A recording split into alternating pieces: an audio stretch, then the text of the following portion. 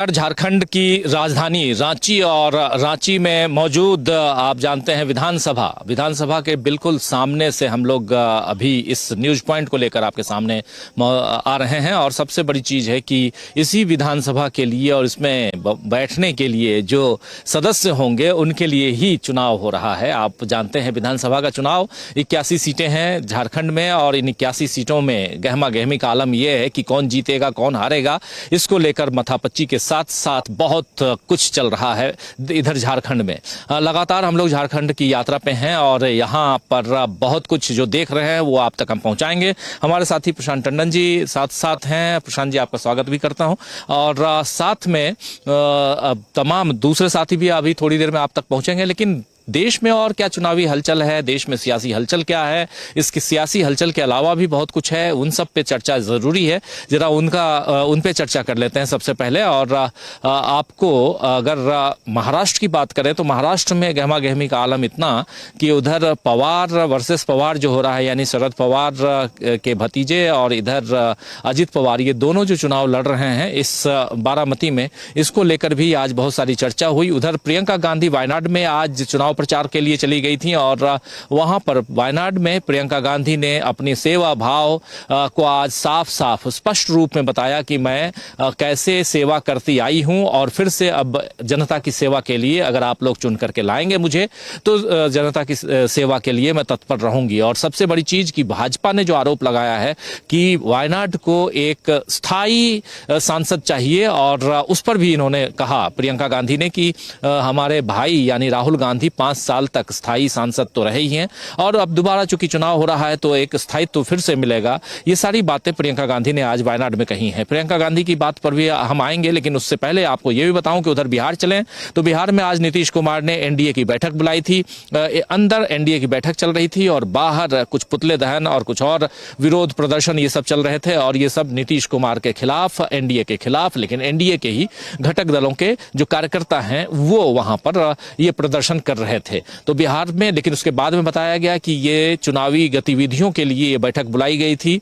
जीतन राम मांझी ने इस पर साफ साफ स्पष्ट रूप से कहा है कि, लेकिन जीतन राम मांझी ने कहा है, ये मैं यहां पर क्लियर करना चाहता हूं कि उन्होंने कहा है कि हम जो अगले साल चुनाव होना है बिहार में उसकी गतिविधियों रणनीतियों पर आज हम लोग चर्चा कर रहे थे और इसके साथ साथ हम लोगों ने उपचुनाव की भी बात की है। तो बिहार हो गया, उधर वायनाड चले गए और फिर महाराष्ट्र में और भी गतिविधियां हैं। नवाब मलिक ने भी कहा है कि कभी भी अजित पवार जो हैं वो खेमा बदल सकते हैं, ये नवाब मलिक का कहना है।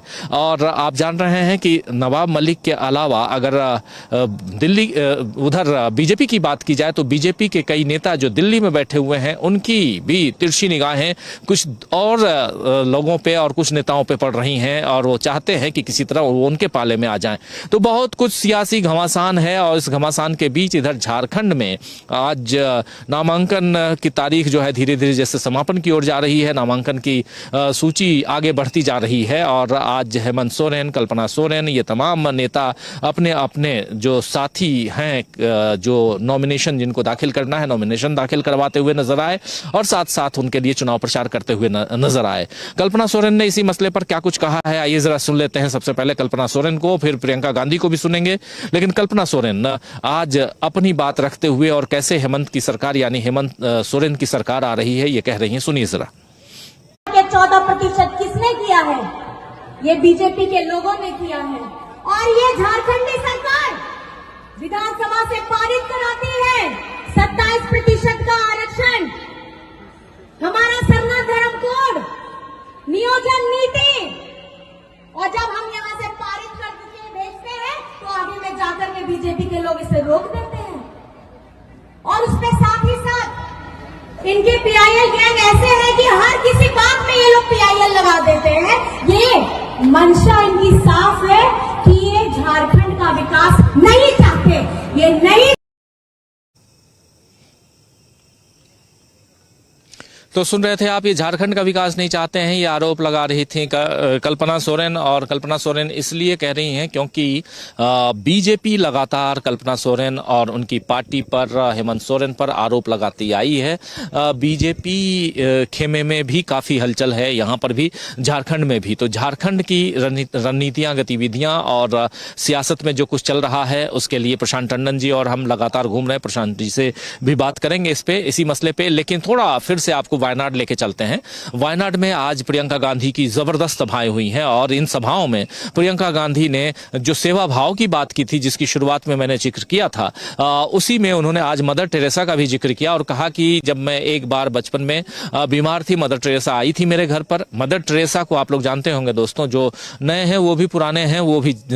मैं उम्मीद करता हूं सेवा भाव की अगर बात हो और मदर टेरेसा का नाम ना हो तो शायद कुछ अधूरा रह जाएगा। इसलिए आज प्रियंका गांधी भी सेवा भाव का नाम लेते हुए, सेवा की बात करते हुए और उसमें तत्परता दिखाते हुए अपने अनुभवों को साझा किया। इसके अलावा उन्होंने मीडिया एजेंसी से बात करते हुए भी सेवा की बात की है, जिक्र किया है। क्या कुछ कहा है प्रियंका गांधी ने इसी मसले पर, आइए जरा सुन लेते हैं। Well, my main promise is that I will work very hard. I will work very hard to serve the people of Wayanad. I will stand side by side with them through their problems and their issues, and I will fight for them. I will raise my voice on whichever platform I can, especially in Parliament if I am elected, and I will do everything I can to help them resolve their issues and have a better life. The main allegation of this ruling party CPM is raising is that why not need a permanent MP, not a guest MP who is visiting frequently? Well, my brother was definitely a permanent MP. He was MP for 5 years. And if the people of Wayanad had any issue with it, they would not have elected him again. But they did. So I think that is the answer. So you will be frequently visiting? Yes, of course, as I said in my speech. And you have mentioned about this, the demand for, long pending demand for a medical college. Yes. And the Yes. night travel ban. Yes, I will be understanding these issues in depth once I come here again and I talk to everybody and I understand properly what are the possible solutions for these issues. Medical college, of course, we have been putting pressure. My brother has put a lot of pressure on the government. They have put a board, but they have not provided the facilities. I think that we will put even more pressure on them so that the facilities are started over there. Thank you. Thank you. तो सुन रहे थे आप यहाँ प्रियंका गांधी अपनी बात साफ साफ रखते हुए कि मैं क्या करूंगी जब जीत कर आऊंगी। और ये यहाँ वायनाड में काफी हलचल है और वायनाड की हलचल जो है वो देश भर में है। दो महिला नेताओं की बात जरूर आज करना चाहूंगा, एक प्रियंका गांधी की बात, दूसरी कल्पना सोरेन। यहाँ पर झारखंड में जब हम हैं तो कल्पना सोरेन भी उसी दमखम के साथ में यहाँ दिखाई देती हैं। तीसरी तरफ अगर देखें, हमने अभी आपके सामने हम लोगों ने बिहार की बात कर ली, हम लोगों ने महाराष्ट्र की बात कर ली, झारखंड की बात कर ली, उधर वायनाड केरल की बात हमने कर ली। बात उधर अगर करें उत्तर प्रदेश की, तो उत्तर प्रदेश के पूर्व मुख्यमंत्री अखिलेश यादव ने एक लंबी चिट्ठी लिखी है, बहुत लंबी तो नहीं कहेंगे लेकिन चिट्ठी है, जो महाराष्ट्र के लिए और वहां पर विराजमान मीडिया के लिए भी उन्होंने लिखी है चिट्ठी।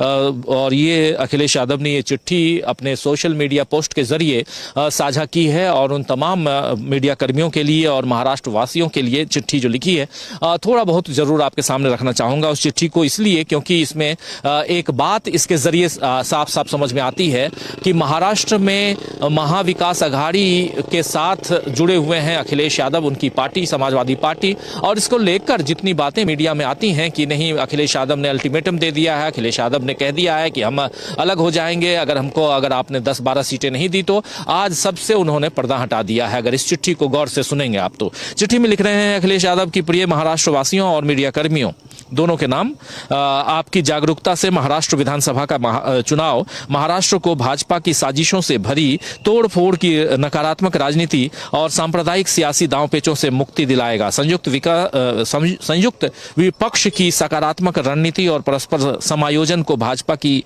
नकारात्मक राजनीति समझ ही नहीं पा रही है। महाराष्ट्र की अर्थव्यवस्था को धीरे धीरे खत्म करने के भाजपाई षड्यंत्र का खुलासा महाराष्ट्र की जनता के सामने हो गया है। भाजपा ने महाराष्ट्र के समाज के ऐतिहासिक सौहार्द और भाईचारे भाईचारे को भी तोड़ा है और राजनीतिक दलों को भी। भाजपा चाहती है कि महाराष्ट्र को आर्थिक, सामाजिक और राजनीतिक रूप से इतना कमजोर कर दिया जाए कि महाराष्ट्र के हाथ से देश को आर्थिक नेतृत्व की लगाम छीनकर किसी और के हाथ में दी जा सके। महाराष्ट्र की जनता और महाराष्ट्र के हितों की रक्षा करने वाले मीडिया कर्मियों के बीच आई राजनीतिक, सामाजिक और आर्थिक चेतना भाजपा की इस चाल को कामयाब नहीं होने देगी। महाराष्ट्र के मान सम्मान, रोजी रोटी, रोजगार, व्यापार और कारोबार के दुश्मन को महाराष्ट्र के लोग हराएंगे। दागी और दगा देने वाले भाजपा के संगी साथियों को करारी शिकस्त मिलेगी। भाजपाई महाभ्रष्टाचार ने महापुरुषों की मूर्तियों तक को नहीं छोड़ा, बच्चियों के मान को भंग करने वालों को राजनीतिक प्रश्रय दिया। महाराष्ट्र की जागरूक और तरक्की पसंद जनता की संयुक्त शक्ति भाजपाई धोखेबाजी और खोखेबाजी दोनों को परास्त करेगी। आशा है महाराष्ट्र के दायित्व बोध से संपन्न निष्पक्ष मीडिया कर्मी, यहाँ हम जैसे मीडिया कर्मियों का जिक्र करते हुए अखिलेश यादव कह रहे हैं कि आशा है महाराष्ट्र के दायित्व बोध से संपन्न निष्पक्ष मीडिया कर्मी भी लोकतंत्र के चतुर्थ स्तंभ की अपनी परंपरागत गौरवशाली भूमिका बखूबी निभाएंगे और किसी भी प्रकार के भ्रामक भाजपाई दुष्प्रचार को प्रचारित और प्रकाशित होने से न केवल रोकेंगे बल्कि उसका मुखर खंडन भी करेंगे। ऐसे सभी सच्चे समाचार विचार चैनलों, यूट्यूब चैनलों और पत्रकारों के प्रयास सराहनीय हैं, जो साधन संपन्न न होते हुए भी अपने अदम्य साहस से भाजपा की महाराष्ट्र विरोधी राजनीति का लगातार पर्दाफाश कर रहे हैं। संयुक्त और संगठित राजनीतिक रणनीति से भाजपा के नेतृत्व वाली महायुति के महादुखी काल का अंत होगा। महाराष्ट्र के दुश्मनों को हराने के लिए और सकारात्मक परिवर्तन लाने के लिए वचनबद्ध और संकल्पबद्ध आपका अखिलेश। ये अखिलेश यादव की चिट्ठी है और ये खुली चिट्ठी, ओपन लेटर जिसको कहते हैं, ये महाराष्ट्र वासियों के लिए और मीडिया कर्मियों के लिए अखिलेश यादव ने लिखी है। तो एक तरफ देखिए तो एक हंगामा, एक तहलका मचा हुआ है चारों तरफ, आप कह सकते हैं, और इन सब के बीच